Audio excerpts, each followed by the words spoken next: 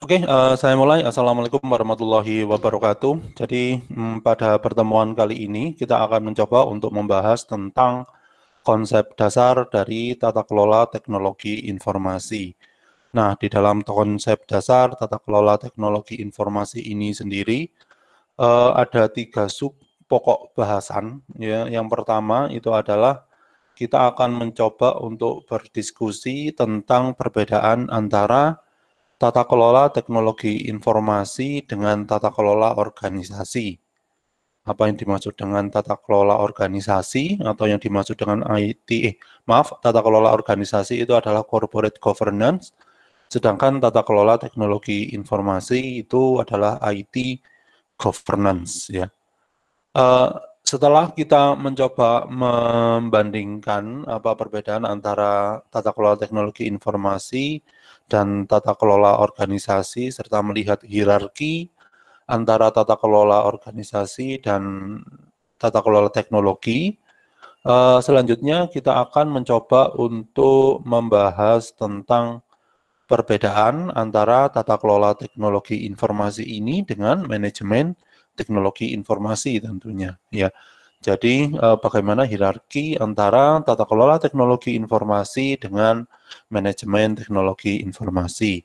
Manajemen teknologi informasi itu membahas tentang apa, sedangkan tata kelola teknologi informasi itu merupakan suatu konsep yang di situ membahas tentang komponen apa saja. Nah, itu merupakan sub pokok bahasan yang kedua yang akan kita bahas di pertemuan kali ini. Terus untuk sub pokok bahasan yang ketiga, di sini akan kita diskusikan tujuan dari tata kelola teknologi informasi serta mungkin urgensi kenapa kok tata kelola teknologi informasi itu harus diterapkan di dalam sebuah organisasi.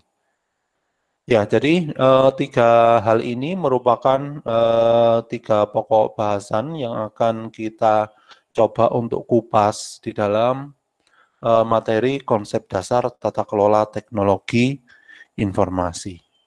Oke, kita mulai masuk ke slide yang pertama.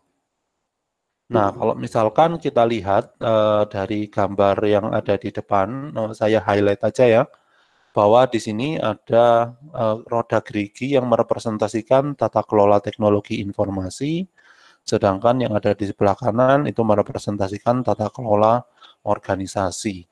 Nah, kalau misalkan kita lihat perbedaan dimensi yang ada di dalam tata kelola teknologi informasi yang ini ya, TKTI ini, yang ini, dengan tata kelola organisasi, maka bisa kita simpulkan bahwa tata kelola organisasi itu memiliki porsi yang lebih besar dibandingkan dengan tata kelola teknologi informasi. Berarti dari sini saja sudah bisa kita simpulkan bahwa ternyata tata kelola organisasi itu di dalamnya itu ada yang namanya tata kelola teknologi informasi atau tata kelola TI itu merupakan sub yang bisa mendeliver tata kelola organisasi. Oke.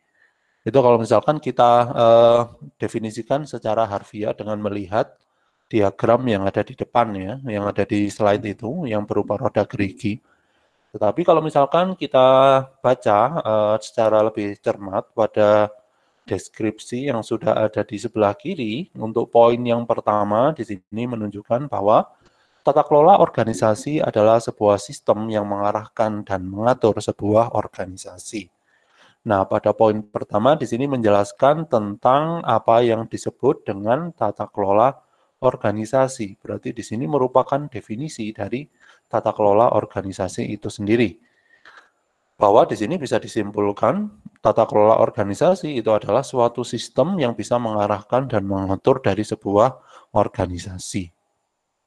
Nah, pada poin yang kedua di sini bisa disimpulkan bahwa tata kelola organisasi itu akan berguna untuk menggerakkan dan menentukan tata kelola teknologi informasi. Yang artinya di sini adalah tata kelola organisasi itu akan ada terlebih dahulu dibandingkan dengan tata kelola TI. Jadi, kalau misalkan organisasi itu ingin membuat suatu tata kelola TI, maka dia harus membuat terlebih dahulu tata kelola organisasi organisasinya dulu ya. Jadi ada tata kelola organisasinya, baru dibuat tata kelola teknologi informasi. Nah, tata kelola teknologi informasi itu apa sih sebenarnya? Kalau misalkan kita lihat dari diskusi kita yang sudah kita lakukan di pertemuan pertama, tata kelola TI itu merupakan suatu cara untuk menselaraskan antara kebutuhan bisnis dengan strategi teknologi informasi, sehingga harus ada keterkaitannya bahwa ketika ada suatu aplikasi harus ada justifikasinya terhadap kebutuhan bisnis, bisa menjawab kebutuhan bisnis yang mana. Nah, itu yang merupakan tujuan dari tata kelola teknologi informasi. Tujuan lain dari tata kelola teknologi informasi itu apa? Tujuan lain selain untuk menselaraskan yaitu adalah untuk memitigasi risiko dari penerapan IT di dalam sebuah organisasi.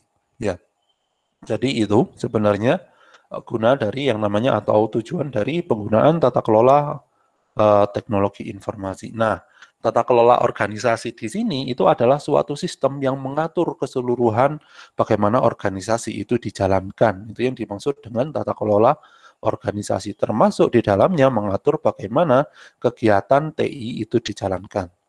Namun pada perkembangannya akan muncul suatu konsep yang berbeda dengan tata kelola organisasi. Ada beberapa peneliti yang sadar bahwa ternyata tata kelola TI itu perlu dikeluarkan menjadi konsep tersendiri dari tata kelola organisasi. Kenapa?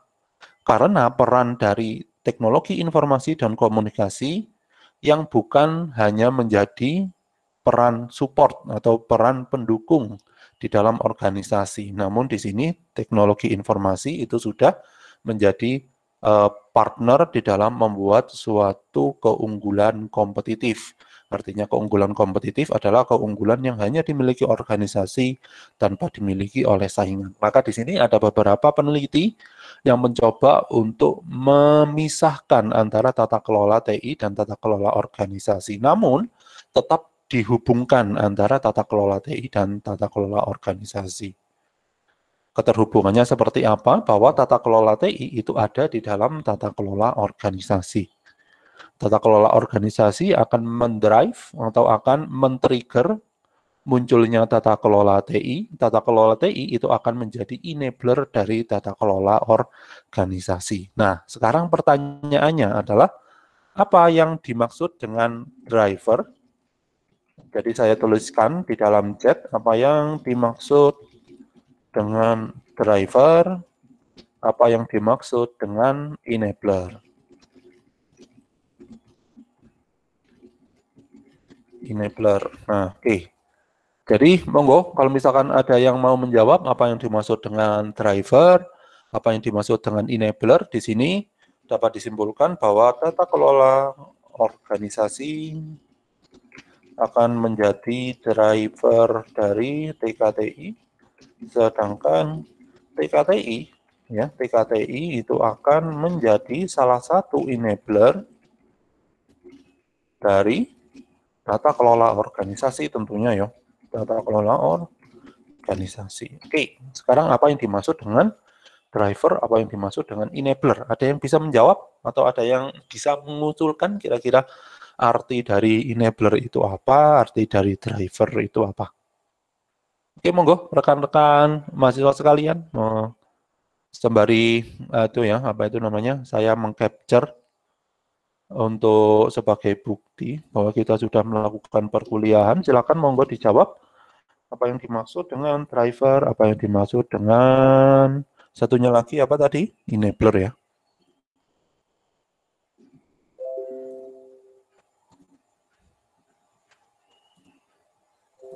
Driver dan enabler.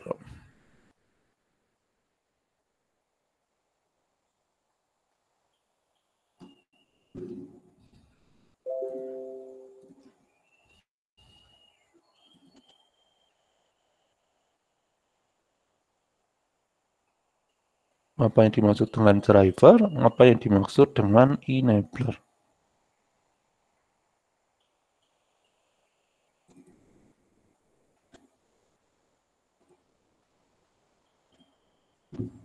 Pertemuan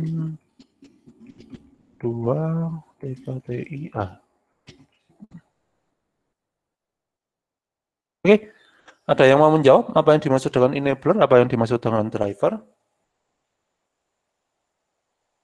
Yang dimaksud dengan driver adalah berarti tata kelola organisasi di sini akan menjadi suatu acuan di dalam pembuatan tata kelola TI. Itu yang dimaksud dengan driver. Jadi saya tuliskan saja driver, artinya tata kelola organisasi akan menjadi acuan di dalam penyusunan TKTI, itu yang dimaksud dengan driver ya. Artinya bahwa tidak mungkin ada tata kelola teknologi informasi tanpa ada yang namanya tata kelola organisasi. Gitu ya. Dokumen tata kelola teknologi informasi yang kemarin sudah kita sebutkan diwakili oleh IT Master Plan itu harus dibentuk atau disusun berdasarkan dari bisnis plan yang ada di organisasi. Oke, itu yang dimaksud dengan driver. Kalau satunya lagi apa tadi? Enabler ya. Enabler itu maksudnya apa nih kalau enabler? Enabler berarti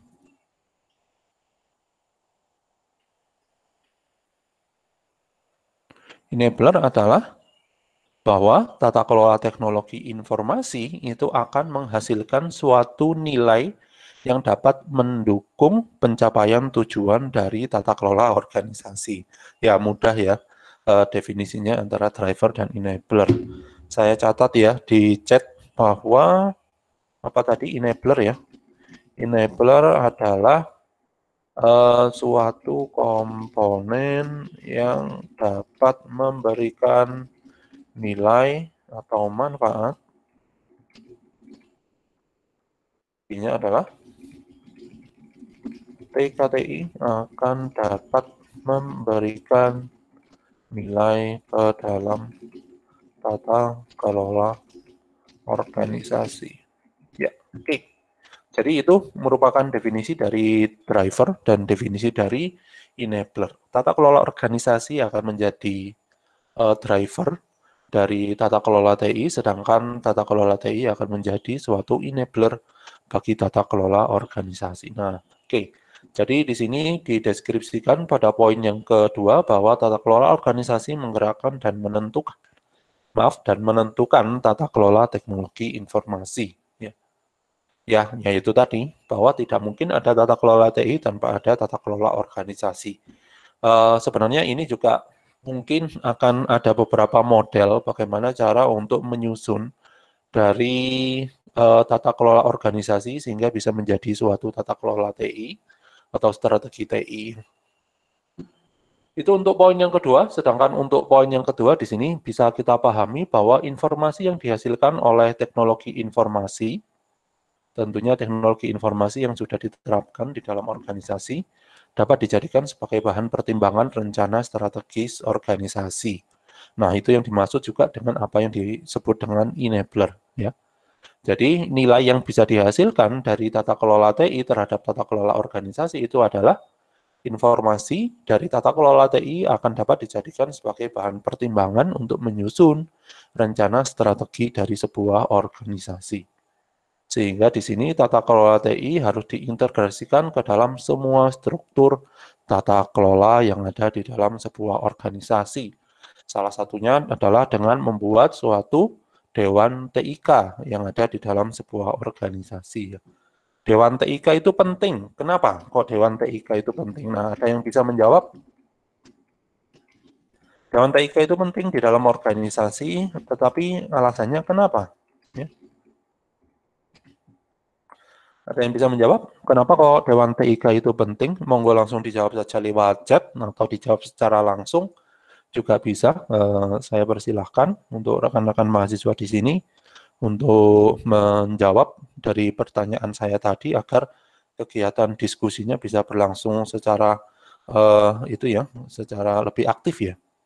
Mungkin seperti itu. Oke, ada yang bisa menjawab? Dewan TIK itu penting di dalam organisasi sebagai perwujudan dari tata kelola TI yang harus diterapkan atau diintegrasikan ke semua struktur tata kelola. Nah, ya kenapa, teman-teman? Ada alasannya? Karena Dewan TIK nanti akan mencoba untuk mengatur bagaimana cara menjalankan tata kelola TI pada sebuah organisasi yang mana Dewan TIK itu juga akan melihat keterhubungan antara tata kelola organisasi apakah sudah sesuai dengan penerapan dari tata kelola TI. Nah, itu tujuan dari Dewan TIK. Jadi sebenarnya sebelum membuat suatu tata kelola teknologi informasi, seharusnya organisasi itu harus membuat Dewan TIK-nya terlebih dahulu. Oke, jadi itu terkait dengan definisi dari tata kelola organisasi. Oke, saya lanjutkan untuk penjelasannya di sini. Nah, kalau misalkan kita lihat pada slide yang kedua, digambar bahwa Enterprise Governance Drive and Set IT Governance, sedangkan Enterprise Activity akan membutuhkan informasi dari aktivitas TI. Nah, apa yang dimaksud dengan diagram yang ada di atas ini? Artinya adalah bahwa tata kelola organisasi, langsung dibaca saja, untuk poin-poin yang ada di bawahnya, bahwa tata kelola organisasi itu akan menggerakkan dan mengatur tata kelola teknologi informasi, sedangkan teknologi informasi itu dapat mempengaruhi kebijakan strategis serta sebagai bahan pertimbangan dari penyusunan rencana strategis pada sebuah organisasi. Nah, itu yang harus dipahami ya. Jadi enterprise governance itu akan menggerakkan dan mengatur tata kelola TI, jadi harus selaras antara enterprise governance dengan IT governance. Sedangkan enterprise activities dengan IT activities itu adalah ketika sudah dilakukan IT activities, berarti setidaknya ada informasi yang bisa dikelola dan disebarluaskan di dalam sebuah organisasi dengan efisien dan lebih efektif. Dari kegiatan pengelolaan informasi tersebut akan bisa membantu organisasi di dalam membuat suatu keputusan yang akhirnya nanti akan mempengaruhi penyusunan rencana strategis organisasi. Nah, itu yang disebut dengan diagram yang ada di atas. Yaitu enterprise governance akan mendrive atau menggerakkan dan mengatur TKTI, dan aktivitas IT itu akan membutuhkan atau akan menyediakan informasi-informasi yang akan bisa digunakan di dalam aktivitas organisasi. Oke, jadi itu merupakan keterhubungan antara tata kelola teknologi informasi dan tata kelola organisasi jika dilihat dari sisi teknisnya, yaitu dari aktivitas yang dilakukan oleh enterprise dan aktivitas yang dilakukan oleh kegiatan IT atau departemen IT itu sendiri. Nah, oke, jadi itu terkait dengan tata kelola teknologi informasi dan tata kelola organisasi. Sekarang kita lanjutkan. Jadi sebenarnya tata kelola teknologi informasi itu akan bisa dipastikan bahwa tata kelola harus dipastikan, bukan akan bisa dipastikan lagi ya, tetapi harus dipastikan bahwa tata kelola organisasi itu harus terpetakan ke dalam tata kelola teknologi informasi. Nah, definisi dari corporate governance yang lain yang menurut dari Sliver dan Visny pada tahun 1997 itu dari penelitian dari Fleischer, Sliver dan Visny di sini adalah, jadi di sini ada referensi lagi ya menurut Sliver dan Visny bahwa apa yang dimaksud dengan corporate governance atau definisi dari corporate governance itu adalah cara atau apa saja yang bisa dilakukan oleh pemodal yang tentunya dia itu memberikan modal atau membiayai berdirinya suatu organisasi sampai operasional dari organisasi untuk meyakinkan bahwa mereka sendiri itu akan mendapatkan return on investment ya. Jadi menurut, saya tuliskan saja di chat, menurut Sliver dan Visny, pada tahun 1997 yang dimaksud dengan corporate governance itu adalah cara bagaimana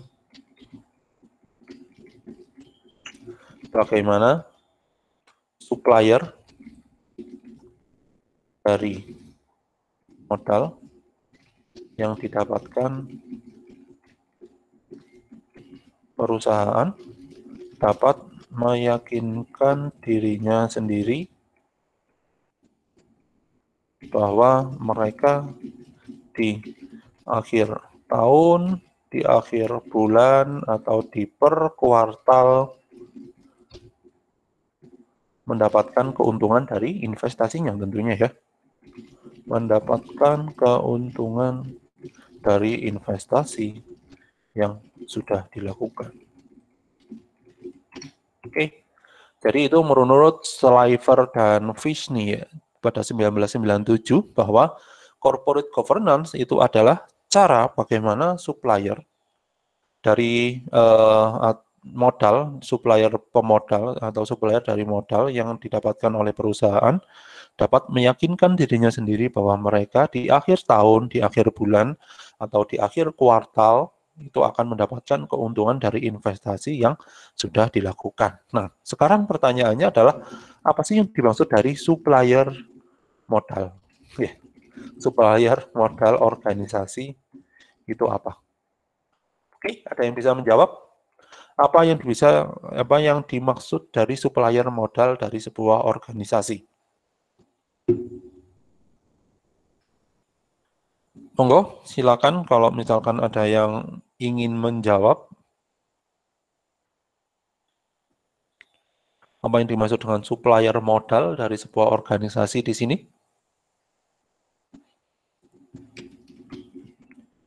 Sembari saya mencatatkan untuk hal yang lain ya, untuk komponen yang lain yang harus kita pahami di dalam corporate governance.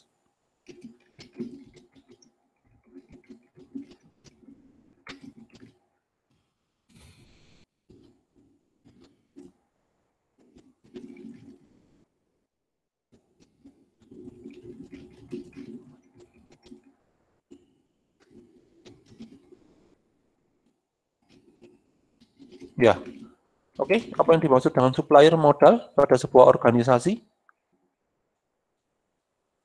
Ada yang bisa jawab atau setidaknya ada yang punya pemikiran tertentu? Oh, Pak, ini loh supplier modal ini ternyata adalah orang yang seperti ini. Oh, ternyata seperti itu. Nah, ada yang punya anggapan supplier modal itu seperti apa?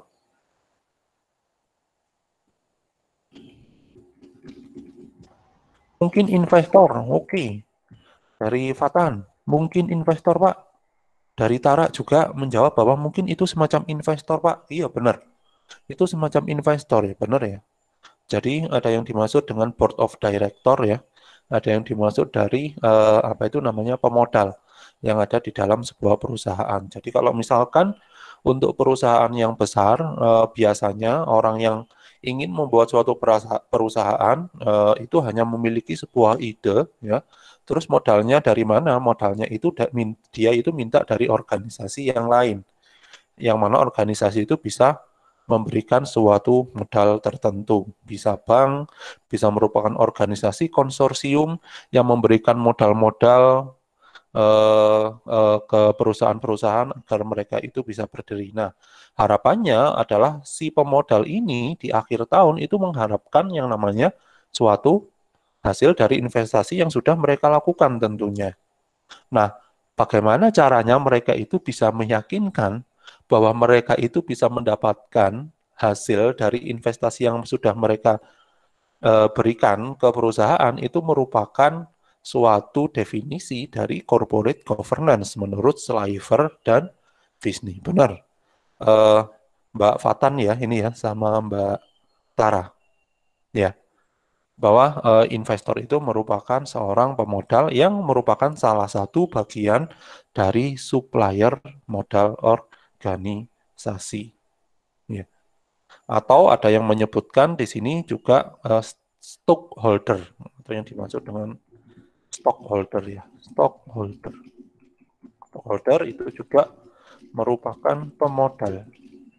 Jadi kalau misalkan organisasi itu ingin mendapatkan modal tanpa dia itu harus meminta ke bank atau meminta ke organisasi lain, maka dia itu akan bisa melakukan IPO, yaitu menjual sahamnya ke masyarakat, sehingga masyarakat akan menjadi pemodal dari organisasi tersebut. Ya, itu yang disebut dengan stockholder. Oke, kita sudah definisikan investor, maaf, bukan investor, mungkin investor yang bisa merupakan salah satu bagian dari supplier modal dari organisasi. Oke, nah menurut Slaver dan Visny juga, mereka mendefinisikan bahwa ketika suatu organisasi sudah melaksanakan corporate governance dengan baik, berarti organisasi itu akan setidaknya menjawab 3 pertanyaan. Nah, pertanyaan itu apa saja? Yang pertama, pertanyaan yaitu bagaimana yang namanya pemodal atau stockholder ini akan mengelola kegiatan yang dilakukan oleh manajer, sehingga manajer itu mampu untuk memberikan suatu profit yang diharapkan oleh mereka. Nah, itu yang pertama ya, bagaimana cara stockholder dapat meyakinkan bahwa manajer itu mampu untuk menghasilkan keuntungan. Itu merupakan penerapan dari corporate governance. Jadi corporate governance itu seharusnya ketika sudah diterapkan di dalam organisasi akan menjawab pertanyaan yang pertama, yaitu bagaimana cara stockholder dapat meyakinkan bahwa manajer itu mampu untuk menghasilkan keuntungan bagi mereka.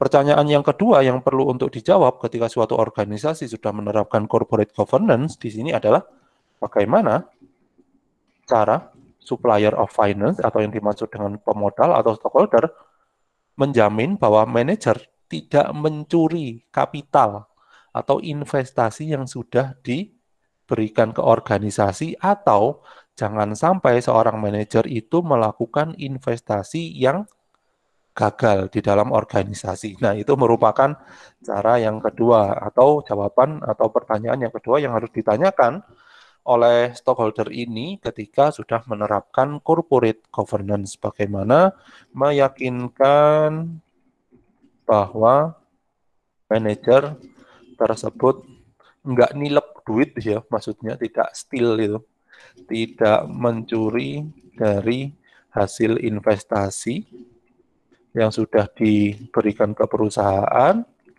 atau bagaimana cara untuk mengontrol agar si manajer ini jangan sampai melakukan yang namanya proyek yang merugikan organisasi. Nah, tuh, yang kedua tuh.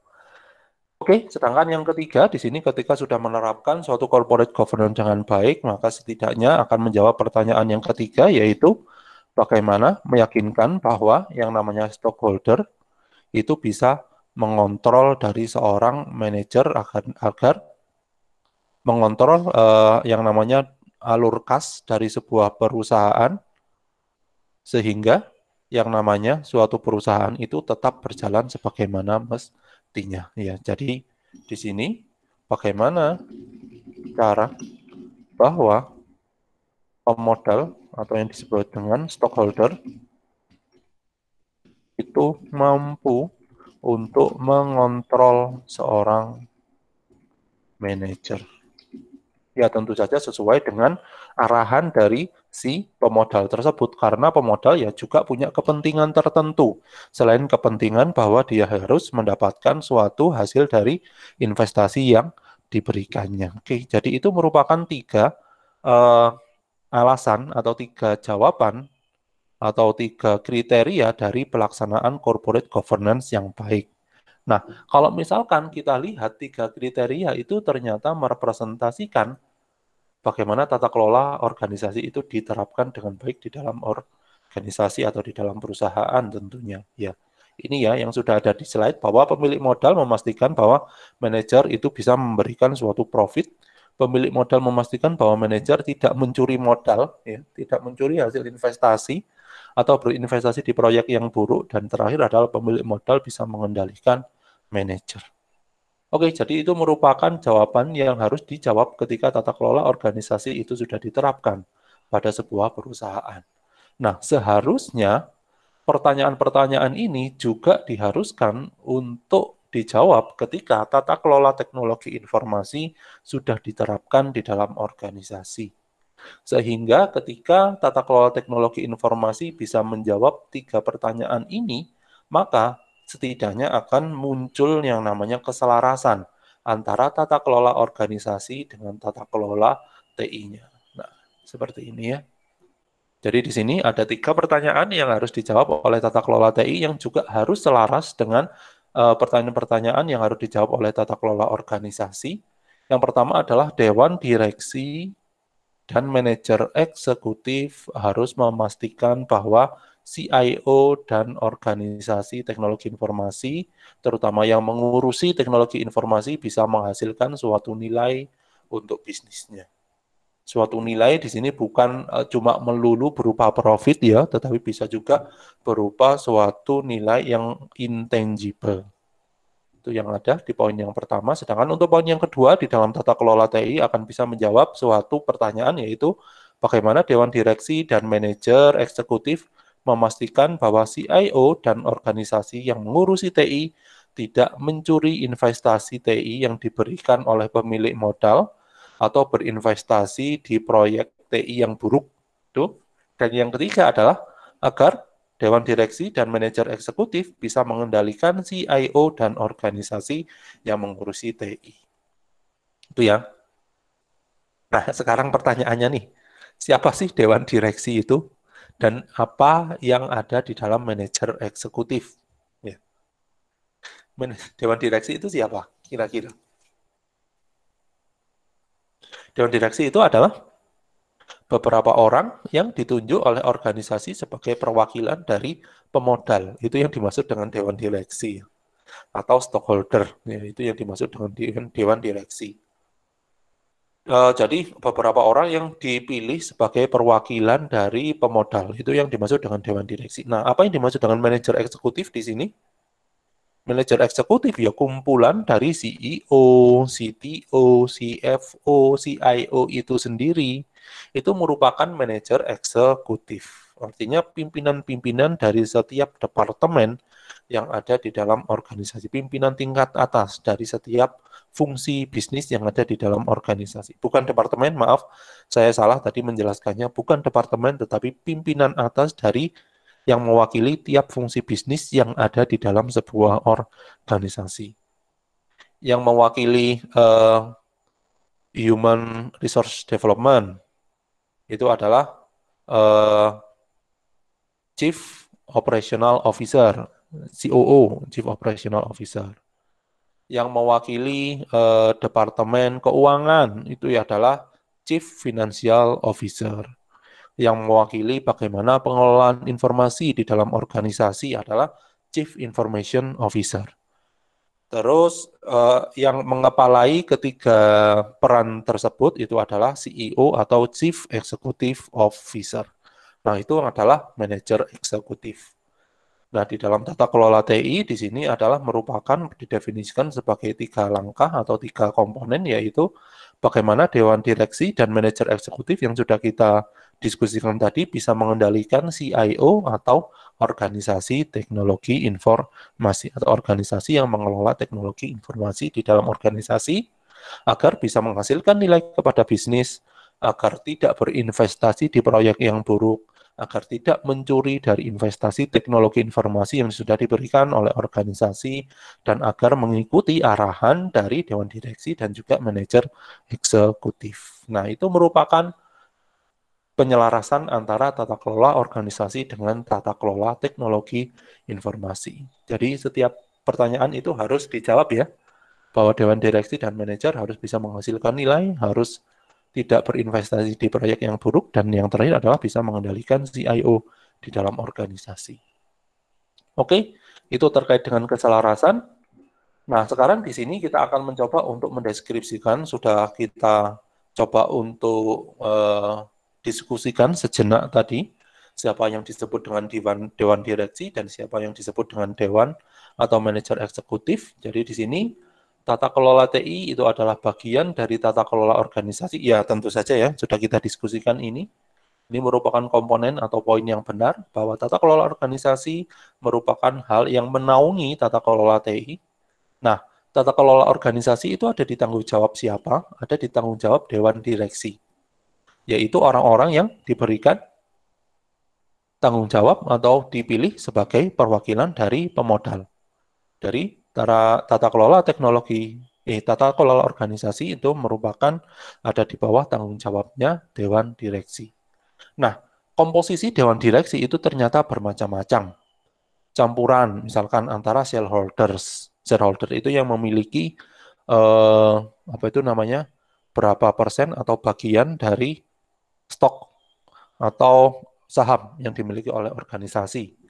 Yang ketiga adalah anggota independen yang biasanya ini berasal dari eksternal ya. Jadi ada pakar tersendiri yang bisa ditawari menjadi perwakilan dari pemodal ya. Karena biasanya juga pemodal itu belum tahu juga tentang proses yang terjadi di dalam organisasi sehingga mereka itu butuh yang namanya seorang yang paham tentang kegiatan yang ada di organisasi. Nah, itu yang disebut dengan anggota independen. Yang ketiga adalah stakeholder lain yang ada di luar bisnis organisasi. Ya, artinya adalah orang-orang yang mungkin memiliki andil di dalam menentukan regulasi seperti menteri atau seperti kepala daerah yang ada di dalam suatu daerah tertentu. Nah, itu merupakan komposisi dari dewan direksi. Ya, jadi dewan direksi itu merupakan seseorang yang pertama dipilih yang bisa mewakili shareholder, yang ketiga, yang kedua adalah anggota independen yang dia itu paham dengan benar tentang proses yang terjadi di dalam organisasi. Jadi anggota independen ini adalah pakarnya ya, pakar dari organisasi tersebut dari suatu bidang industri tertentu. Itu biasanya anggota independen. Yang ketiga itu adalah stakeholder yang lain yang ada di luar bisnis organisasi. Biasanya di sini adalah orang-orang yang memiliki eh, kekuatan di dalam menentukan keputusan atau kebijakan. Biasanya ada menteri, contohnya ya, menteri, terus setelah itu kepala dinas tertentu, kepala dinas permodalan misalkan, atau kepala daerah yang ada di dalam suatu daerah kota atau kabupaten, atau kepala provinsi. Itu merupakan komposisi dewan direksi.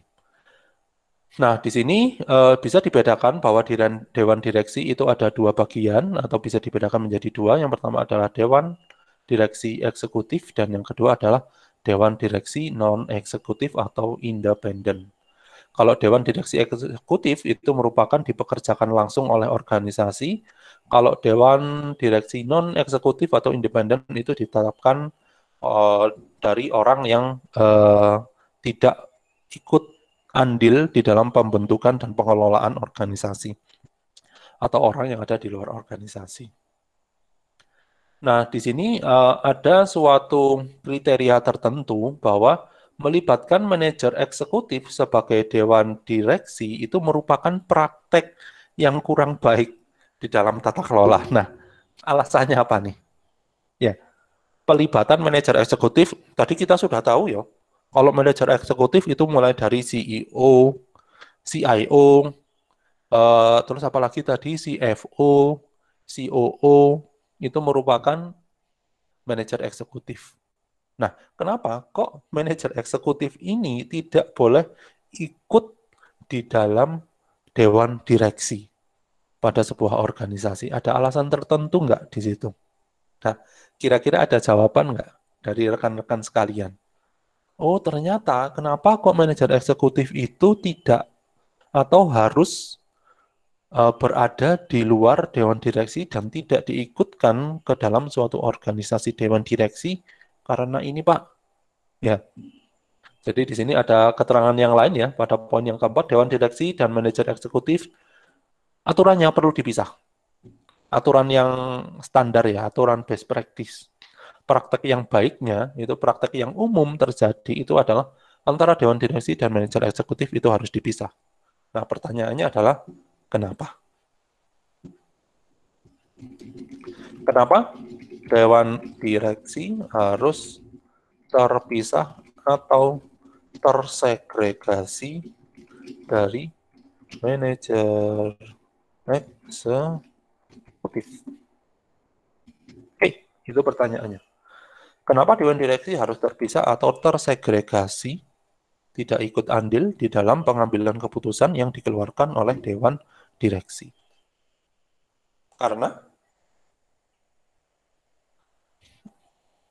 ada yang mau menjawab, monggo. Kalau misalkan mau menjawab, sebelum kita lanjutkan, oke, dari Mbak Afifah. Eh, Jawaban saya begini, Pak, karena Dewan Direksi bertugas untuk mengawasi dan memastikan kinerja manajer dalam mensukseskan organisasi untuk menghasilkan profit dan tidak mencuri modal, benar. Jika manajer tergabung dengan Dewan Direksi, maka controlling akan kurang maksimal. Iya, benar. Karena yang namanya manajer eksekutif akan ikut andil di dalam pengambilan keputusan. Jangan-jangan dia itu akan menghasilkan suatu keputusan yang menguntungkan manajer eksekutif itu sendiri. Jadi tidak menguntungkan dewan direksi, tetapi menguntungkan manajer eksekutif. Makanya di sini harus dipisah antara dewan direksi dan manajer eksekutif. Benar, Mbak Afifah, terima kasih jawabannya. Jawabannya jelas dan padat. Oke, jadi itu eh, kenapa kok Dewan Direksi harus terpisah dari manajer eksekutif. Itu merupakan hal yang memang harus dipahami oleh organisasi. Nah, selanjutnya di sini kita akan mencoba untuk membahas tentang apa sih perbedaan dari IT Management dan IT Governance. Dan ini merupakan hal yang biasanya sangat sulit untuk dijelaskan pada mahasiswa-mahasiswa yang eh, penelitian akhirnya atau skripsinya itu adalah ber, memiliki topik atau mengambil topik tentang IT governance. Ya. Nah, ini kira-kira diagram ini merepresentasikan apa nih? Ya. Di sini ada suatu kuadran, kalau misalkan kita lihat garis yang merepresentasikan garis secara horizontal itu adalah orientasi waktu. Untuk yang sebelah kiri, semakin ke kiri, maka orientasinya akan semakin ke eh, apa itu namanya berfokus ke saat ini, sedangkan semakin ke kanan itu berfokus untuk menjawab tantangan di masa depan, sedangkan untuk yang vertikal itu adalah business orientation atau orientasi bisnis. Ya, semakin ke atas, semakin eksternal, semakin ke bawah, semakin internal. Nah, oke. Apa perbedaannya? Ya, mungkin bisa dilihat langsung ya dari slide, dari jawaban yang ada di deskripsi sebelah kirinya, yaitu manajemen TI itu berfokus, ya IT manajemen maksudnya ya, manajemen TI itu berfokus, saya berikan panah saja, manajemen TI berfokus pada keefektifan, berfokus pada bagaimana mengelola agar organisasi itu bisa efektif di dalam menyediakan produk dan layanan TI. Sehingga yang namanya manajemen TI itu memang bertugas hanya untuk mengelola cara kerja TI yang dilakukan di dalam organisasi. Ya, cara kerja untuk mengoperasionalkan proses-proses yang terjadi pada organisasi saat ini itu merupakan fokus dari manajemen TI. Sekali lagi, manajemen TI itu hanya berfokus pada bagaimana organisasi itu bisa mengelola kegiatan operasionalnya saat ini, terutama operasional yang berhubungan dengan bagaimana menjamin bahwa layanan TI itu bisa tersampaikan ke setiap stakeholder, menyampaikan serta menyediakan produk serta layanan TI. Itu merupakan fokus dari manajemen TI. Sedangkan fokus dari IT governance itu apa?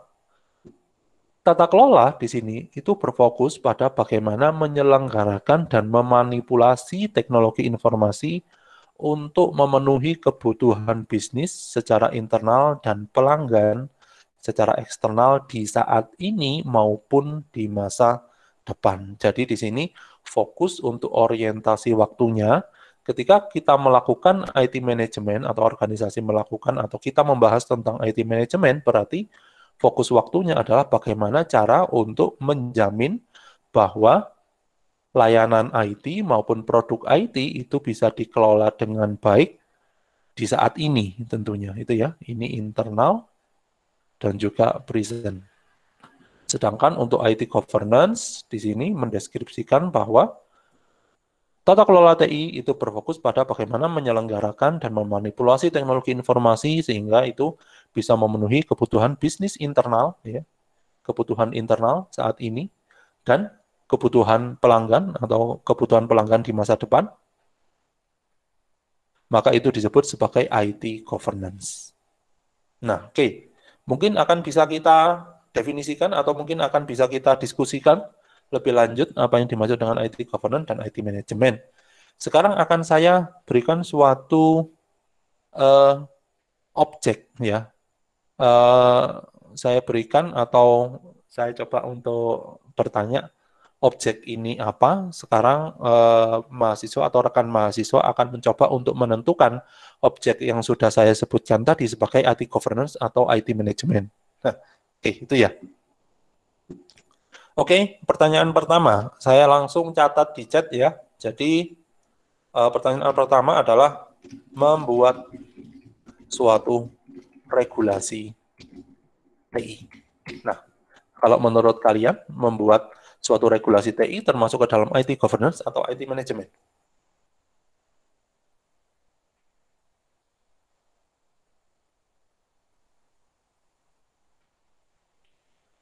Membuat regulasi TI, membuat aturan TI.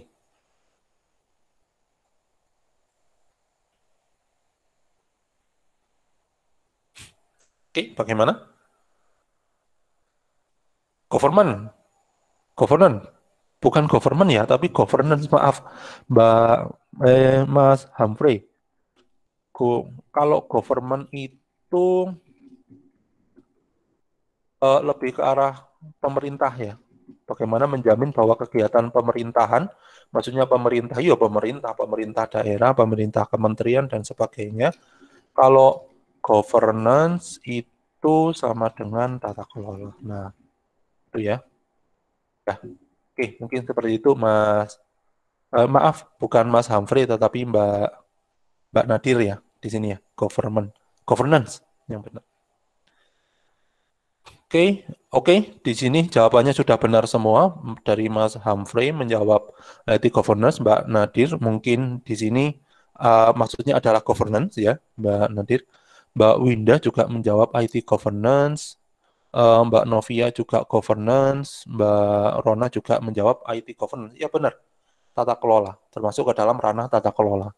Kenapa kok masuk ke dalam ranah tata kelola? Karena aturan tersebut menjamin akan menjadi acuan di dalam kegiatan organisasi, baik itu kegiatan yang ada sekarang maupun kegiatan di masa depan, untuk menjawab atau memenuhi kebutuhan bisnis, atau menjawab atau memenuhi suatu aturan di dalam mengelola kebutuhan bisnis saat ini maupun kebutuhan bisnis di masa depan atau tantangan di masa depan.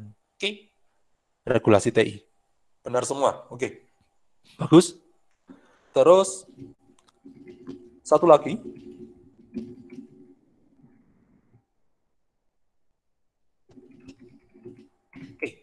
perencanaan IT Master Plan. Nah, perencanaan IT Master Plan itu termasuk ke bagian yang mana?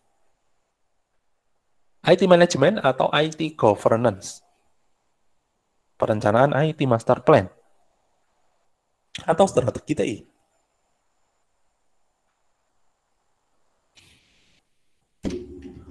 Termasuk IT Management, Pak. Oke. Mas Humphrey, IT Management, Mbak Afifah, IT Management, Mbak Nadia, IT Management, Mbak Sally, IT Management, Mbak Alivia, IT Management. Wah, semuanya sepakat nih, sepertinya. IT Management ya. Oke.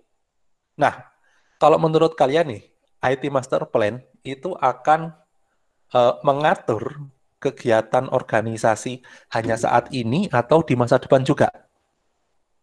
Atau IT Master Plan itu kalau menurut rekan-rekan mahasiswa di sini, itu merupakan arahan yang akan mengatur organisasi eh, pada saat ini saja atau juga di masa depan.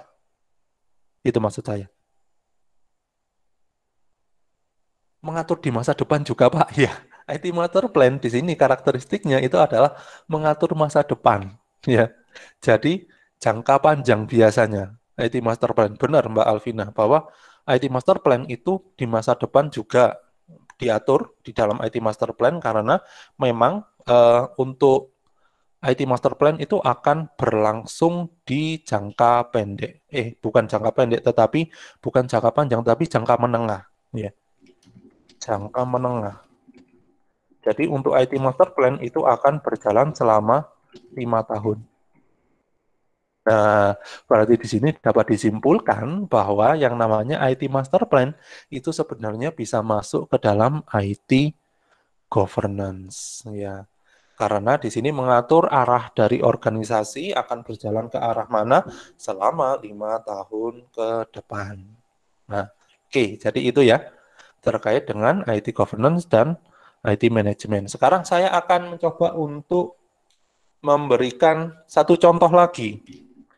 Misalkan di dalam apa itu namanya eh, di dalam industri pendidikan, terutama pendidikan tinggi, kan kita tahu ada yang namanya akreditasi ya. Akreditasi. Nah, kalau menurut kalian, akreditasi itu termasuk ke dalam ranah IT management atau IT governance? Nah, bagaimana dengan akreditasi? Atau evaluasi internal di dalam organisasi? Nah, masuk yang mana nih? Akreditasi atau evaluasi internal di dalam organisasi? Apakah untuk IT management atau untuk IT governance? Oh iya, saya belum menjawab ya.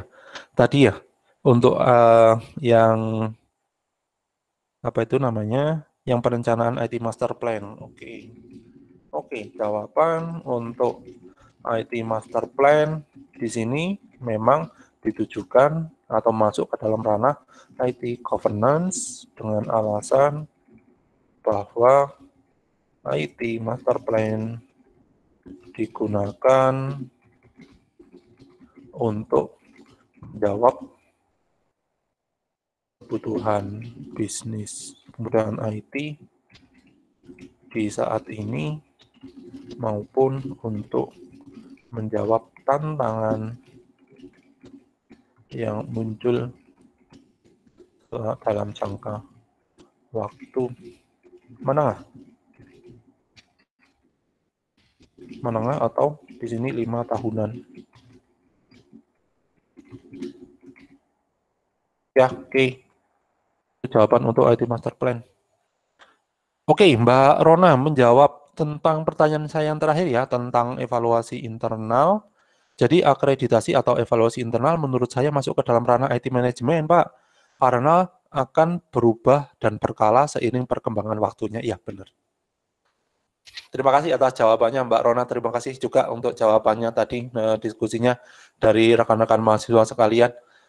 Jadi benar menurut Mbak Rona bahwa akreditasi atau evaluasi itu merupakan atau masuk ke dalam ranah IT manajemen. Karena apa? Karena memang kegiatan evaluasi itu ditujukan untuk melihat apakah pelaksanaan operasional dan kegiatan manajemen tentunya yang ada di dalam organisasi pada tahun yang sebelumnya sudah dilakukan itu sudah berjalan dengan baik atau tidak. Jadi fokusnya itu adalah pada waktu tertentu yang memang sudah dilakukan oleh organisasi. Nah, berarti IT manajemen atau evaluasi ini memang tujuannya adalah untuk mendapatkan feedback sehingga manajemen IT itu akan bisa dikelola dengan lebih baik lagi. Benar. Jadi akreditasi evaluasi internal menurut saya masuk ke dalam ranah IT manajemen karena akan berubah atau berkala seiring perkembangan waktunya. Atau karena memang tujuannya adalah untuk mengevaluasi apa yang sudah dilakukan di dalam organisasi pada tahun-tahun belakangan. Pada tahun-tahun sebelumnya maksud saya, seperti itu. Oke. Oke, jadi itu terkait dengan tata kelola teknologi informasi dan manajemen teknologi informasi. Jadi bisa dibedakan ya antara tata kelola teknologi informasi dan manajemen teknologi informasi. Di sini bisa kita definisikan dalam bentuk 2 dimensi. Yang pertama adalah berdasarkan orientasi waktunya. Kalau misalkan IT governance itu lebih berfokus kepada saat ini untuk menjawab keadaan atau kebutuhan bisnis saat ini serta menjawab tantangan di masa depan atau kebutuhan di masa depan. Orientasi bisnisnya itu adalah baik itu secara internal untuk menjamin bahwa kegiatan yang dilakukan oleh manajemen itu bisa dikelola dengan baik, juga untuk eksternal, yaitu untuk menjawab, yaitu tadi, ada tantangan di masa depan. Sedangkan untuk IT manajemen, itu skupnya lebih kecil dari IT governance, yaitu untuk menjawab, orientasi waktunya adalah untuk masa yang sekarang, untuk menjawab bisnis orientasinya adalah untuk melakukan pengelolaan atau efisiensi dari penyediaan produk atau layanan TI pada saat ini. Oke, bagus. Sudah paham sepertinya untuk perbedaan antara tata kelola teknologi informasi serta manajemen teknologi informasi. Nah, sekarang kita akan mencoba untuk membahas yang sebenarnya ini sudah kita bahas sebelumnya ya, yaitu tentang tujuan tata kelola teknologi informasi. Ya, jadi sebenarnya hasil akhir dari tata kelola TI kita perlu untuk memahami bahwa tata kelola TI itu harus ada hasil akhirnya atau tujuannya bahwa tata kelola TI itu adalah munculnya keselarasan atau alignment antara teknologi informasi dengan kebutuhan bisnis. Nah, itu merupakan tujuan utama. Nah, keselarasan atau alignment antara teknologi informasi dengan bisnis itu disebut juga dengan keselarasan strategis atau nama kerennya atau nama bekennya adalah strategic alignment. Ya, jadi di sini strategic alignment, kalau ditanya strategic alignment itu apa sih? Strategic alignment bisa dijawab apa adalah adanya keselarasan antara yang namanya kebutuhan bisnis dengan teknologi informasi di dalam organisasi tentunya. Nah, strategic alignment di sini merupakan jalan atau kegiatan atau setidaknya itu langkah-langkah yang bisa ditempuh oleh organisasi untuk bisa mendapatkan nilai bisnis yang sudah ditentukan melalui investasi teknologi informasi. Ya, jadi di sini bisa dipahami bahwa strategic alignment itu merupakan langkah-langkah yang bisa dilakukan oleh organisasi agar organisasi tersebut bisa mendapatkan manfaat dari investasi TI. Nah, tentunya investasi TI yang bisa menjawab kebutuhan bisnis dari organisasi. Nah, ini sudah kita pahami nih sebenarnya. Nah, bagaimana caranya peneliti, jadi ada beberapa peneliti yang menentukan suatu model yang bisa kita gunakan untuk mendefinisikan bagaimana cara agar yang namanya kebutuhan bisnis atau strategi bisnis itu bisa selaras dengan strategi TI yang disebut dengan Strategic Alignment Model atau singkatannya adalah SAM. Jadi kalau misalkan ditanya SAM itu apa sih? SAM itu adalah merupakan suatu model yang digunakan untuk menjamin bahwa strategi PI bisa selaras dengan strategi atau kebutuhan bisnis. Nah, di sini dideskripsikan bahwa di dalam model itu harus ada yang namanya proses. Model maksudnya adalah kumpulan proses dan tujuan. Nah, oke, jadi sudah saya catatkan, dicek. Jadi kalau misalkan kita baca di slide bahwa apa yang dimaksud dengan strategic alignment itu adalah suatu proses atau tujuan untuk bisa mendapatkan keunggulan kompetitif dengan cara mengembangkan dan mempertahankan hubungan simbiotis antara teknologi informasi dan bisnis. Oke, agar lebih mudah untuk memahami definisi dari strategic alignment, menurut Van Grimbergen dan Stephen D. Hayes, ini kita akan coba untuk kupas definisi ini menjadi beberapa kata kunci. Sebutkan di sini saya singkat ya, kata kunci menjadi KK. Bukan kartu keluarga ya, tapi kata kunci ini ya. Jadi di sini kata kuncinya ada 3 yang bisa membentuk definisi dari strategic alignment. Kata kunci yang pertama, apa nih kata kunci yang pertama? Kata kunci yang pertama bahwa strategic alignment itu adalah kumpulan dari proses dan tujuan. Nah, oke, mungkin kita bahas dulu apa yang dimaksud dengan proses, apa yang dimaksud dengan tujuan. Proses itu apa? Proses adalah kegiatan yang atau kumpulan dari kegiatan yang dilakukan secara berurutan atau terurut sehingga bisa menghasilkan suatu manfaat bagi pelaksana proses tersebut. Nah, itu yang disebut dengan suatu proses ya. Jadi saya tuliskan saja di chat sebagai suatu catatan, yaitu proses itu adalah kumpulan kegiatan yang dilaksanakan oleh siapa? Ya oleh pelaksana yaitu atau oleh partisipan dari suatu proses tersebut yang dilakukan secara terstruktur atau berurutan ya, sehingga bisa menghasilkan suatu nilai atau manfaat. Nah, oke. Jadi itu merupakan definisi dari sebuah proses yang ada di dalam strategic alignment. Nah, analogi proses itu seperti apa sih? Proses itu contohnya adalah seperti kalau misalkan kita lapar nih. Kita lapar terus ingin makan mie instan. Untuk membuat mie instan yang tentunya mie instan yang enak ya, itu kan tentu saja ada langkah-langkah atau urutan langkah yang harus diikuti. Yang mana urutan langkah itu harus dilakukan secara terurut, secara berkesinambungan, tidak boleh kita melakukan C dulu, baru A, baru B, baru D, dan seterusnya, seperti itu. Ya, kita sudah jelas ya bagaimana cara untuk membuat mie yang sudah mungkin kita semua sudah familiar, mie instan itu. Pertama, ya panaskan airnya dulu. Terus setelah itu masukkan mie instan. Terus setelah itu siapkan bumbunya. Kalau misalkan mie instannya atau mie-nya sudah sudah matang, terus setelah itu akan kita tiriskan mie-nya, itu terus kita masukkan bumbunya ke dalam mie. Nah, itu merupakan kegiatan atau kumpulan kegiatan yang dilakukan secara berurutan. Nah, kegiatan-kegiatan itu memang harus dilakukan secara terurut, karena kalau misalkan tidak terurut, maka nilai yang bisa diberikan ke partisipan itu akan menjadi berkurang. Nah, itu yang dimaksud dengan proses. Jadi yang dimaksud dengan strategic alignment di sini itu adalah suatu proses. Di dalam strategic alignment ada langkah-langkah yang harus diikuti agar yang namanya suatu kebutuhan bisnis itu bisa selaras dengan strategi teknologi informasi. Namun di sini selain ada proses juga ada yang namanya tujuan. Apa yang dimaksud dengan tujuan? Yang dimaksud dengan tujuan ini adalah goal dari setiap kegiatan yang dilakukan di dalam menentukan strategic alignment. Jadi di dalam proses itu akan ada kegiatan atau kumpulan kegiatan. Seperti definisinya dari proses ya, bahwa proses adalah kumpulan kegiatan.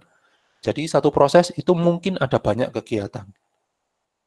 Di dalam ketika suatu organisasi melakukan suatu proses itu pasti akan ada tujuannya. Begitu juga dengan ketika organisasi melakukan strategic alignment atau proses strategic alignment, pasti akan ada tujuan yang ingin dicapai ketika organisasi melakukan suatu proses dari strategic alignment. Nah, itu merupakan kata kunci yang pertama, bahwa strategic alignment itu merupakan proses dan tujuan. Proses dan tujuan untuk mendapatkan apa, untuk melakukan apa, proses dan tujuan untuk mendapatkan keunggulan kompetitif. Ya, itu merupakan kata kunci yang kedua. Jadi sebenarnya di sini proses dan tujuan itu dilakukan dengan harapan adalah organisasi bisa mendapatkan keunggulan kompetitif. Apa yang dimaksud dengan keunggulan kompetitif? Keunggulan kompetitif itu adalah suatu keunikan yang dimiliki oleh organisasi sehingga membuat organisasi tersebut akan bisa tetap bertahan di bidangnya. Itu yang dimaksud dengan keunggulan kompetitif. Atau suatu keunikan yang dimiliki oleh organisasi yang tidak dimiliki oleh organisasi lain. Itu juga merupakan keunggulan kompetitif. Nah, caranya bagaimana? Caranya dengan mengembangkan dan mempertahankan hubungan simbiotis antara teknologi informasi dan bisnis. Ya. Di sini perlu untuk kita detailkan atau kita pahami bahwa di sini ada kata mengembangkan. Kalau misalkan kita mendapati ada suatu kata mengembangkan, berarti harus ada produk yang dihasilkan ya. Apa produk yang dihasilkan dari hubungan simbiotis antara teknologi informasi dan bisnis? Kalau menurut rekan-rekan sekalian. Hasilnya adalah adanya dokumentasi yang bisa merepresentasikan yang namanya rencana teknologi informasi dan kebutuhan bisnis. Yang mana dokumentasi yang merepresentasikan teknologi informasi itu disebut dengan IT Master Plan, sedangkan dokumentasi yang merepresentasikan bisnis itu dimaksud atau disebut dengan bisnis strategi. Ya, jadi di sini caranya itu adalah dengan mengembangkan suatu IT Master Plan dan bisnis strategi, serta mempertahankan adanya keselarasan atau keterkaitan antara yang namanya IT Master Plan tersebut dengan bisnis strategi tentunya. Nah, itu merupakan definisi secara menyeluruh dari strategic alignment. Jadi, akan saya ulang di sini. Jadi, strategic alignment itu akan ada 3 kata kunci. Yang pertama, kata kuncinya adalah strategic alignment itu merupakan proses yang memiliki suatu tujuan yang dilakukan untuk mendapatkan keunggulan kompetitif atau keunggulan secara unik yang berbeda dengan organisasi lain. Caranya dengan cara apa? Dengan cara mengembangkan suatu hubungan simbiotis antara teknologi, informasi, dan bisnis dengan cara menghasilkan suatu dokumen yang disebut dengan dokumen strategi bisnis dan juga IT Master Plan, serta selain mengembangkan, kita juga harus mengelola keterkaitan antara IT Master Plan dengan strategi bisnis yang sudah dibuat. Nah, itu yang dimaksud dengan strategic alignment. Ya. Itu yang dimaksud dengan strategic alignment. Nah, di sini atau pada poin yang kedua, alignment itu merupakan bukan proses sekali jadi, tetapi memerlukan pengukuran yang terus-menerus harus dilakukan secara berkesinambungan. Itu yang merupakan karakteristik dari suatu strategic alignment. Jadi strategic alignment itu ya bukan suatu proses yang sekali jadi, tapi memerlukan pengukuran yang bisa dilakukan atau yang bisa dievaluasi secara terus-menerus. Oke. Itu merupakan definisi dari strategic alignment. Sekarang kita akan mencoba untuk melihat perkembangan SAM atau strategic alignment model. Nah, di sini siapa sih yang pertama kali menyusun SAM atau strategic alignment model itu? Pertama, yang menyusun SAM atau strategic alignment model itu diusulkan oleh 2 orang ini atau 2 peneliti ini, yaitu Henderson dan Venkatraman. Jadi Henderson dan Venkatraman itu merupakan peneliti yang mengusulkan SAM. Yang mana pada saat diusulkan pertama kali, SAM itu terdiri atau bentuknya itu adalah berupa 2x2 matriks. Ya, 2x2 matriks itu seperti apa? Seperti ini loh, 2x2 matriks itu. Serat. Ini ada kuadran pertama, ini ada kuadran yang kedua, ada kuadran yang ketiga, dan juga ada kuadran yang keempat. Nah, itu yang disebut dengan 2x2 matrix. Maaf, 2x2 matriks. Nah, 2x2 matriks yang dibuat oleh Henderson dan Venkatraman ini kemudian dikembangkan oleh Maes sehingga bisa menjadi 3x3 matriks. Dikembangkan oleh Maes ya, sehingga bisa menjadi 3x3 matriks. Berarti kalau 3x3 matriks berarti seperti apa bentuknya? Bentuknya seperti ini. Ya. Ada 9 kuadran nantinya yang bisa dihasilkan. Ini bentuknya. Kalau 2x2 seperti ini. Nah, sekarang selanjutnya untuk penelitian berikutnya yang dilakukan oleh Luhmann dan Breyer pada tahun 1999, di sini Luhmann dan Breyer mendeskripsikan siapa saja atau apa saja yang bisa menghambat atau yang bisa mendukung yang namanya keselarasan antara strategi bisnis dengan strategi TI. Itu diusulkan oleh Luhmann dan Breyer. Terus selanjutnya penelitian berikutnya dilakukan oleh Theo dan Ang mendeskripsikan critical success factor di dalam perencanaan strategic alignment model. Apa yang dimaksud dengan critical success factor atau CSF? Critical success factor itu berarti adalah faktor-faktor atau elemen-elemen yang bisa menimbulkan atau yang bisa membantu kesuksesan dari perumusan suatu objek. Itu yang disebut dengan critical success factor. Ya. Elemen-elemen apa yang harus diidentifikasikan agar suatu kegiatan itu bisa berhasil. Itu yang disebut dengan critical success factor, yang disebutkan oleh Theo dan Ang. Langkah berikutnya dilakukan atau penelitian berikutnya dilakukan oleh Luhmann, di mana Luhmann ini akan mendeskripsikan langkah-langkah yang ada di dalam proses alignment. Ya. Selanjutnya ditentukan oleh Saberwal dan Chan pada tahun 2001, yang mana Saberwal dan Chan ini mendeskripsikan apa saja strategi TI yang harus relevan dengan strategi bisnis. Jadi di sini menurut Saberwal dan Chan itu terdapat 20 strategi bisnis dan 28 strategi TI yang perlu untuk diselaraskan ketika organisasi itu ingin melakukan strategic alignment. Itu merupakan penelitian menurut Saberwal dan Chan, ya. Dan yang terakhir di sini adalah adanya konsep keselarasan vertikal dan horizontal yang dirumuskan oleh Golden Tops pada tahun 2003. Nah, itu merupakan historis perkembangan dari strategic alignment model.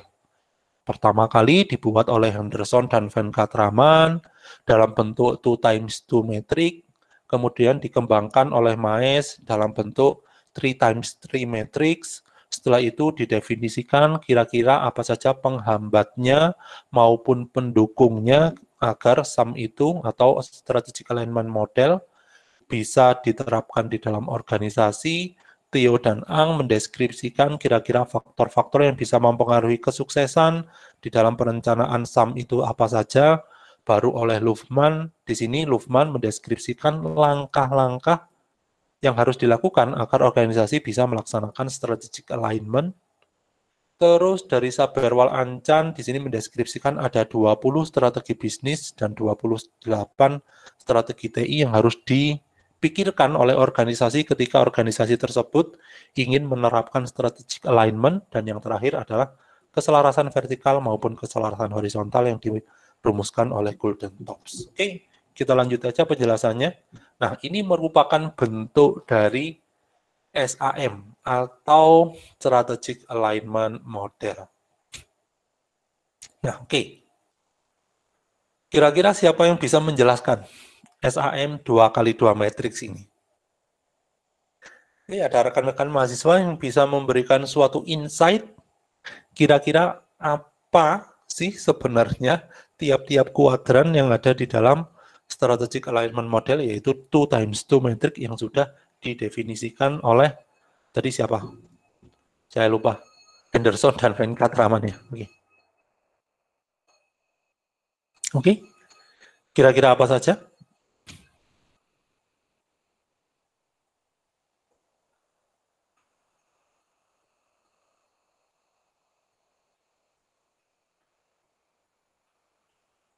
Oke. Kalau misalkan kita ingin memahami ya matriks baik itu 2x2, 3x3, 4x4, maka kita harus memahami setiap kuadrannya terlebih dahulu. Nah, kalau kita ingin memahami setiap kuadrannya, jangan melihat yang gambar sebelah kanan ya, karena gambar sebelah kanan itu sudah merepresentasikan komponen-komponen yang ada di dalam tiap kuadran. Tetapi kita lihat dulu pada diagram yang ada di sebelah kiri. Nah, di sini dideskripsikan bahwa di dalam gambar yang ada di sebelah kiri, itu didefinisikan bahwa ada yang namanya komponen bisnis, ada komponen information technology, ada juga elemen internal, dan ada juga elemen eksternal. Nah, di sini apa maksudnya? Di sini berarti IT strategi yang masuk, atau maaf, bukan IT strategi, tetapi bisnis strategi yang masuk ke dalam kuadran yang pertama itu merupakan representasi atau hasil atau komponen yang merupakan representasi, maaf bukan komponen ya, tetapi representasi dari bagaimana cara organisasi untuk bisa mengelola bisnis secara eksternal. Itu yang ada di dalam bisnis strategi. Ya tentu saja ya, karena tadi ya, bisnis strategi itu mengatur sebagaimana arah bisnis akan berjalan itu selama 5 tahun ke depan. Yang kedua, di sini pada kuadran yang kedua, yang ada di sebelah kanan bisnis strategi, yaitu IT strategi. IT strategi itu merupakan representasi dari bagaimana organisasi bisa melakukan pengelolaan information technology secara eksternal. Itu merupakan definisi dari IT strategi ya. Jadi IT strategi di sini adalah bagaimana langkah-langkah yang harus dilakukan oleh organisasi ketika organisasi tersebut akan melakukan pengelolaan IT di masa depan untuk bisa menjawab kebutuhan IT di masa depan. Itu merupakan ranah yang masuk ke dalam IT strategi. Terus selanjutnya kuadran yang ketiga itu ada di dalam organizational infrastruktur dan proses, yang artinya di dalam organizational infrastruktur dan proses di sini mendeskripsikan bagaimana bisnis secara internal itu dilakukan setiap harinya. Itu yang merupakan organizational infrastruktur dan proses. Sedangkan IS infrastruktur itu merepresentasikan bagaimana information technology itu dijalankan secara internal setiap harinya. Atau bagaimana operasional suatu sistem informasi itu dilakukan di dalam organisasi setiap hari. Itu merupakan definisi dari IS infrastruktur, IT strategi, bisnis strategi, organizational infrastruktur, dan proses. Nah, sekarang apa yang dimaksud dengan strategic fit dan functional integration? Oke, ada yang bisa menjawab apa yang dimaksud dengan strategic fit dan functional integration?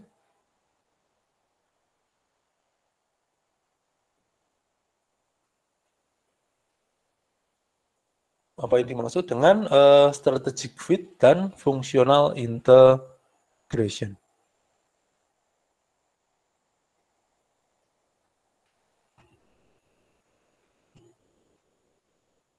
Strategic fit berarti harus ada keterkaitan antara yang mana nih kalau strategic fit nih? Antara bisnis strategi dengan IT strategi. Itu merupakan yang maaf, bukan. Strategic fit itu harus ada keterkaitan antara IT strategi dengan IS infrastruktur. Sehingga di sini bisa disimpulkan bahwa yang dimaksud dengan strategic fit itu adalah bagaimana cara untuk menurunkan dari IT strategi sehingga bisa menjadi suatu IT atau IS infrastruktur, yang mana IS infrastruktur itu akan dibutuhkan di dalam menjalankan atau mengelola teknologi sehari-hari yang ada di dalam organisasi. Itu yang disebut dengan strategic fit. Untuk functional integration berarti bagaimana menghubungkan antara information technology dengan bisnis, baik itu secara internal maupun eksternal. Yang mana di sini bisnis strategi itu bisa saja akan mendrive atau men-trigger dimunculkannya IT strategi, dan organisasional infrastruktur dan proses itu harus menjadi acuan di dalam bagaimana organisasi menyusun IS infrastruktur. Nah, itu yang disebut dengan functional integration dan juga strategic fit. Nah, di sini kalau misalkan kita definisikan secara lebih detail, bisnis strategi itu sebenarnya terdiri dari 3 komponen. Yang pertama adalah adanya bisnis scope, yang kedua adalah bisnis governance, dan yang ketiga adalah distinctive kompetensi. Nah, apa yang dimaksud dengan bisnis scope di sini? Yang dimaksud dengan bisnis scope itu adalah ranah dari bisnis yang dijalankan oleh sebuah organisasi. Jadi strategi yang ada, yang harus disusun oleh organisasi, di dalamnya harus ada scope bisnisnya. Di dalam juga harus ada yang namanya business governance atau tata kelola bisnis. Bagaimana suatu kegiatan yang ada di dalam organisasi itu bisa dikelola, atau bagaimana keselarasan antara yang namanya bisnis dengan kebutuhannya itu bisa dikelola. Terus selanjutnya di dalamnya juga harus ada yang namanya distinctive kompetensi. Apa yang dimaksud dengan distinctive kompetensi? Yang dimaksud dengan distinctive kompetensi adalah kompetensi bisnis yang hanya dimiliki oleh organisasi tersebut. Contohnya distinctive kompetensi itu seperti apa? Ada yang bisa menyebutkan contohnya seperti apa?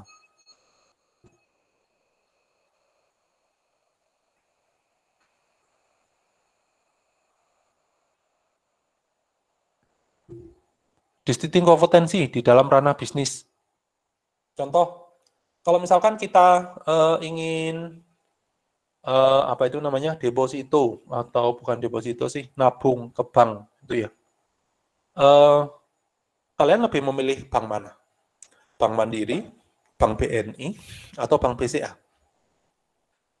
Yang mana nih? Lebih memilih yang mana, terus sebutkan alasannya, gitu ya. Sehingga kita bisa mendeskripsikan apa yang disebut dengan distinctive competencies. Kalau ingin menabung di bank, lebih baik preferensinya pilih bank yang mana.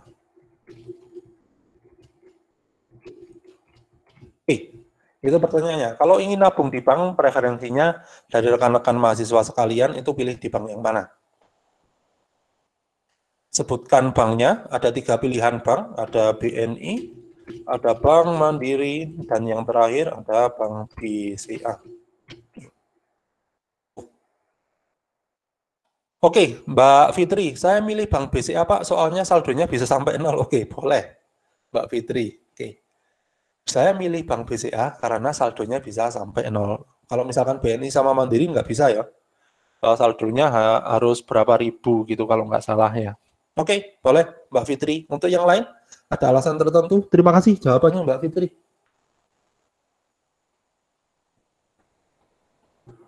Ada jawaban yang lain?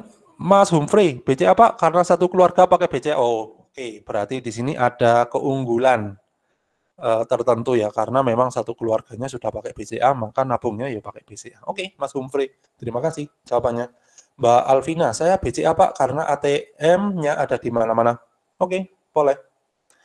Mbak Hanifah, BCA Pak, karena CS sampai ke satpamnya ramah. Oke, keunggulannya ada di satpamnya ya, berarti ya. Ada di pelayanannya, bukan ada di satpamnya ya. Maaf. Terus ada lagi? Oke, terima kasih jawabannya Mas Humphrey, Mbak Alvina, Mbak Hanifah. Ada lagi yang mau menyebutkan dari ini Mas Komang ya? BCA Pak, karena bisa narik uang tanpa ATM. Oke. BCA karena bisa narik uang tanpa ATM. Terus apa lagi? Kira-kira? Siapa lagi yang mau menjawab preferensinya di dalam menabung di sebuah bank? Monggo.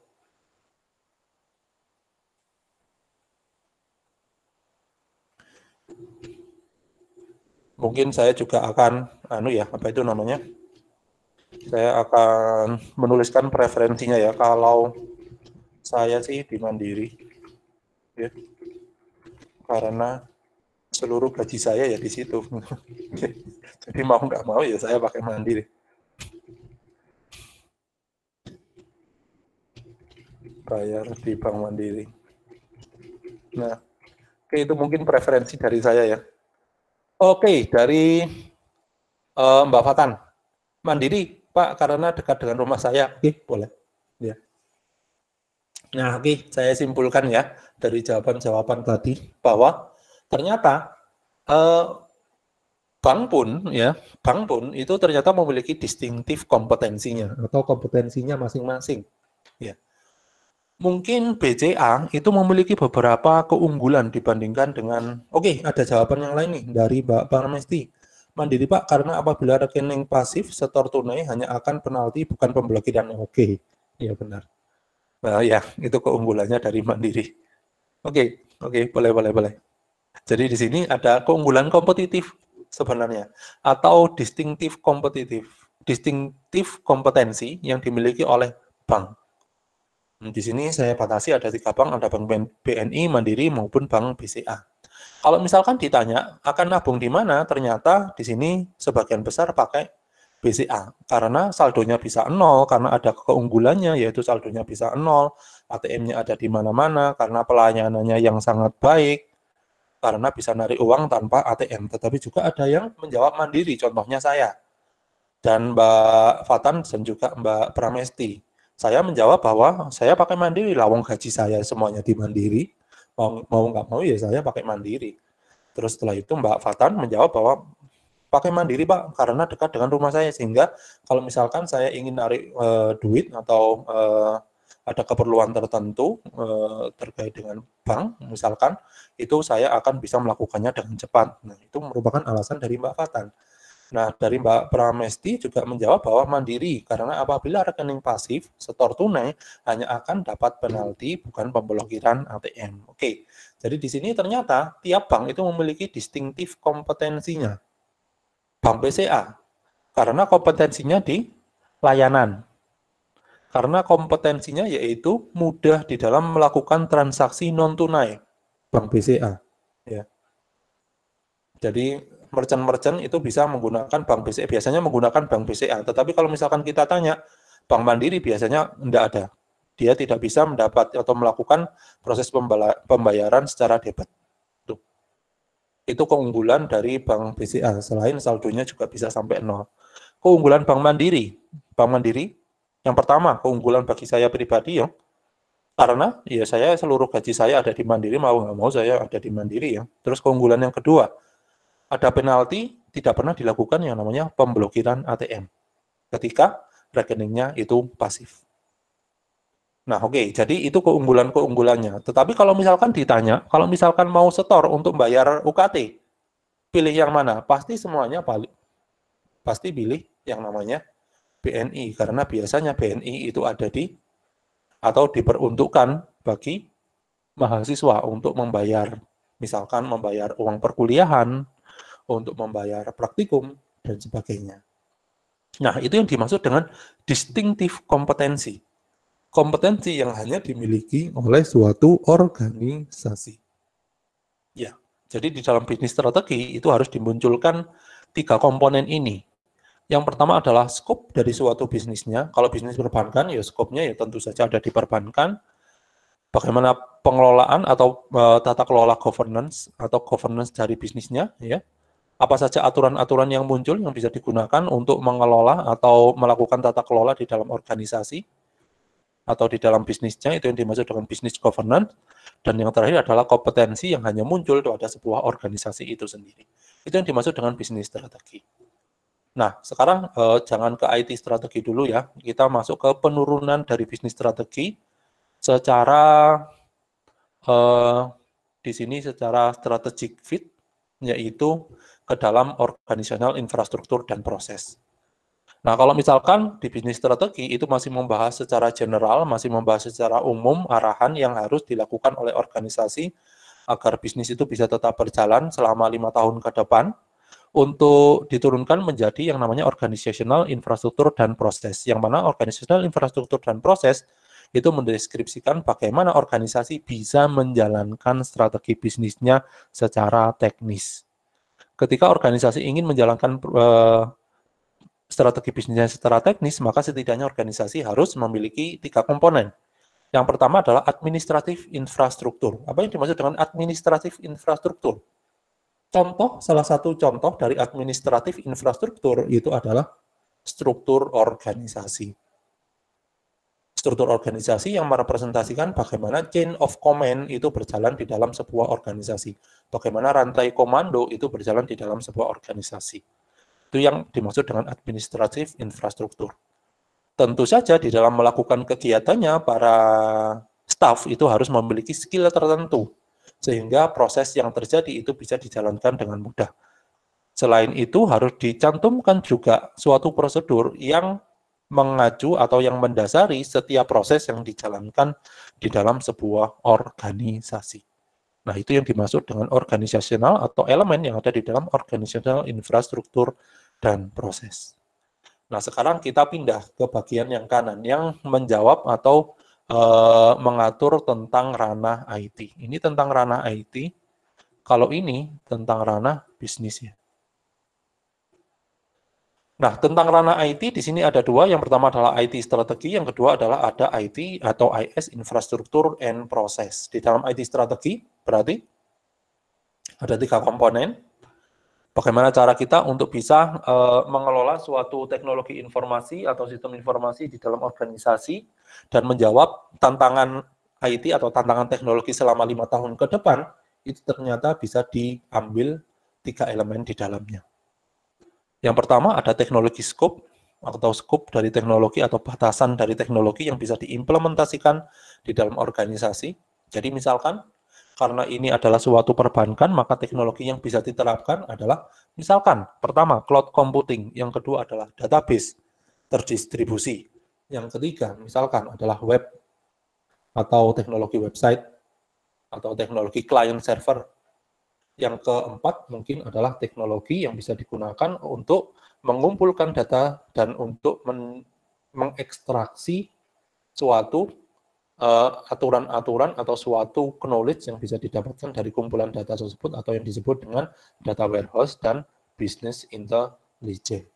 Data warehouse, data mining, business intelligence. Itu kalau misalkan itu merupakan perbankan. Jadi di sini ada teknologi scope yang harus diatur. Yang kedua adalah IT governance, kira-kira aturan-aturan apa saja yang harus dipatuhi agar yang namanya tata kelola TI itu bisa berjalan dengan baik di dalam organisasi. Dan yang terakhir adalah sistemik kompetensi. Apa yang dimaksud dengan sistemik kompetensi?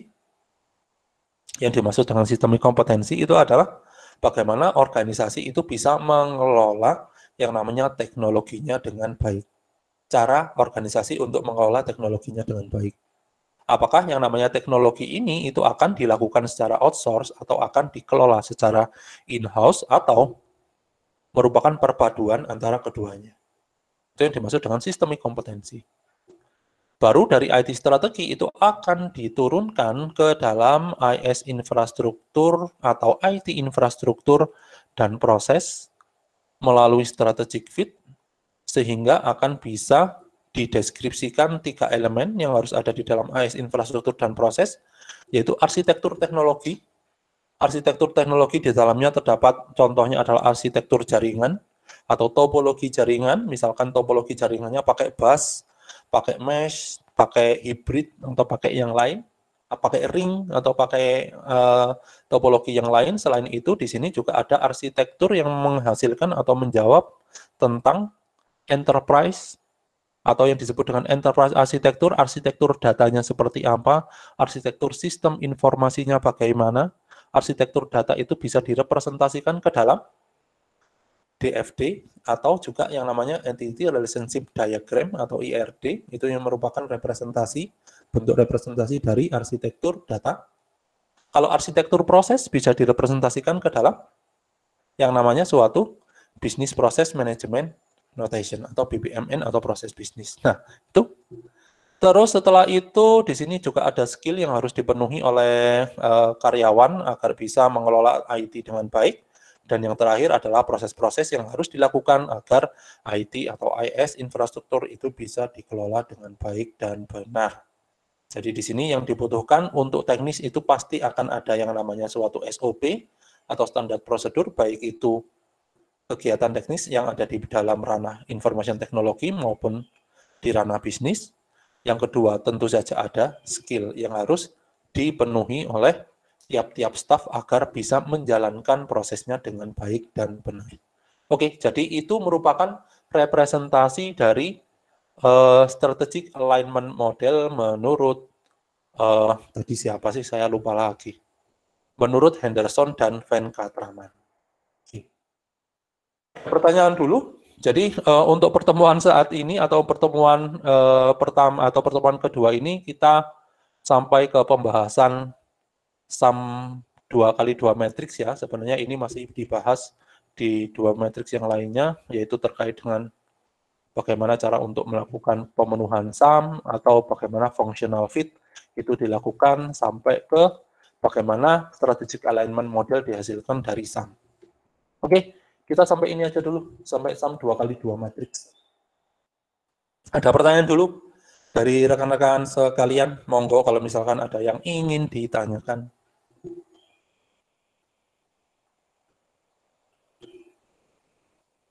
Itu tadi ya penjelasan mulai dari slide pertama, apa definisi dari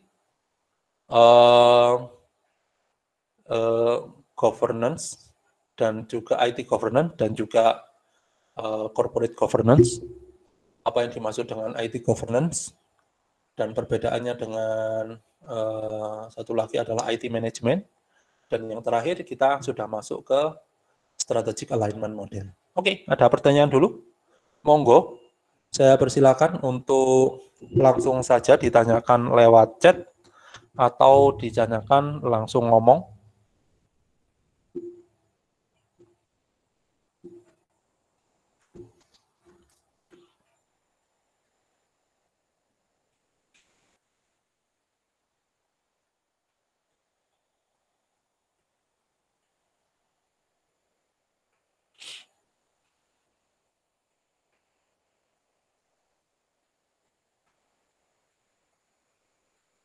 Ya, ada pertanyaan?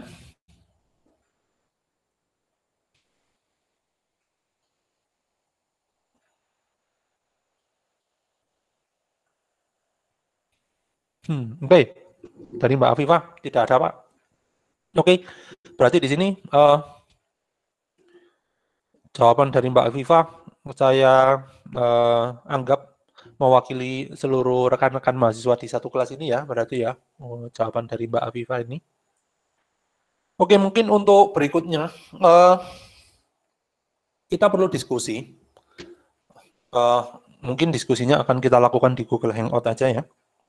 Jadi untuk per Oktober atau per 1 Oktober ini itu kan ada policy atau aturan dari Google yang menyebutkan bahwa Google Meet yang free itu ternyata hanya bisa digunakan dalam waktu 1 jam. Ya. Jadi kalau misalkan ternyata penjelasan saya bisa sampai 1,5 jam, berarti ada setengah jam atau 30 menit yang terpotong. Artinya saya tidak bisa menyampaikan dengan baik. Kalau misalkan ternyata aturan itu jadi diterapkan. Nah, itu merupakan konteks dari diskusi kita yang akan kita lakukan di dalam Google Hangout. Nah, berarti itu akan berefek atau berimplikasi pada bagaimana pola proses pembelajaran yang dilakukan di kelas itu dilaksanakan. Ya. Nah, sekarang saya ingin diskusi atau setidaknya ada usulan bagaimana kegiatan proses belajar mengajar itu dilakukan ketika policy itu sudah diterapkan oleh Google. Bagaimana Pak? Misalkan kalau saya sih lebih prefer, misalkan Bapak sudah eh, apa itu namanya ngerekam materi yang akan disampaikan di minggu depan, terus setelah itu diupload di dalam Google Classroom, misalkan baru diskusinya dilakukan lewat Google Meet. Nah, kalau misalkan ada yang usul seperti itu, ya monggo, silakan diatur dan didiskusikan langsung di Google Hangout ya. Nah, itu merupakan diskusi yang akan kita lakukan. Oke, jadi kalau misalkan tidak ada pertanyaan, untuk sesi ini mungkin bisa kita akhiri. Oh ya, satu lagi mungkin perlu untuk dinyalakan nih webcamnya sehingga bisa saya capture. Ternyata ada aturan untuk mengcapture harus terlihat semua mahasiswanya. Saya juga akan nyalakan webcam saya.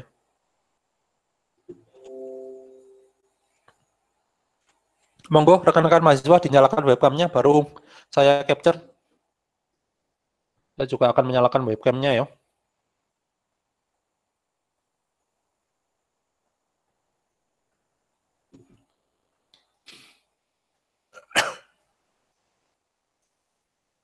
Oke, terima kasih. Sudah ada beberapa ini yang sudah menyalakan webcam. Tinggal saya, bentar ya, webcam saya lemot.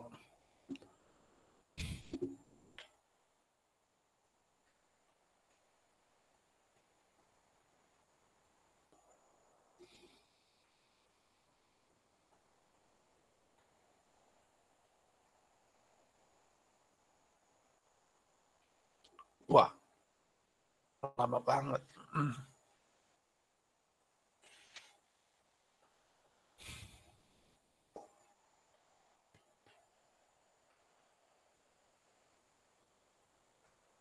Nah, oke. Oke, webcam saya sudah nyala, berarti saya nyalakan webcam saya.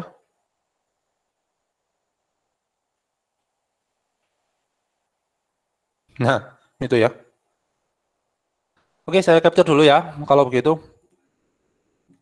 Saya capture pakai snipping tools.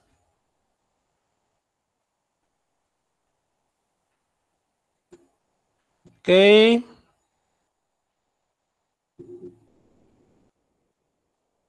Oke, sudah saya capture. Nah, terima kasih rekan-rekan mahasiswa sekalian atas kerjasamanya ya. Oke, jadi untuk sesi kali ini bisa saya tutup. Terima kasih atas atensinya. Semoga apa yang kita lakukan ini bermanfaat. Semoga materinya juga bermanfaat bagi mahasiswa, juga bermanfaat bagi saya. Wah.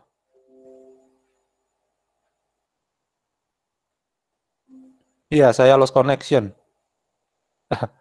Ya, semoga apa yang kita lakukan bermanfaat. Terima kasih sekali lagi. Saya tutup. Assalamualaikum warahmatullahi wabarakatuh. Waalaikumsalam warahmatullahi wabarakatuh. Terima kasih, Pak. Jangan lupa diskusinya ya. Jangan lupa diskusinya untuk proses belajar mengajar di Google Hangout langsung ya. Iya, Pak. Baik, Pak. Oke, terima kasih.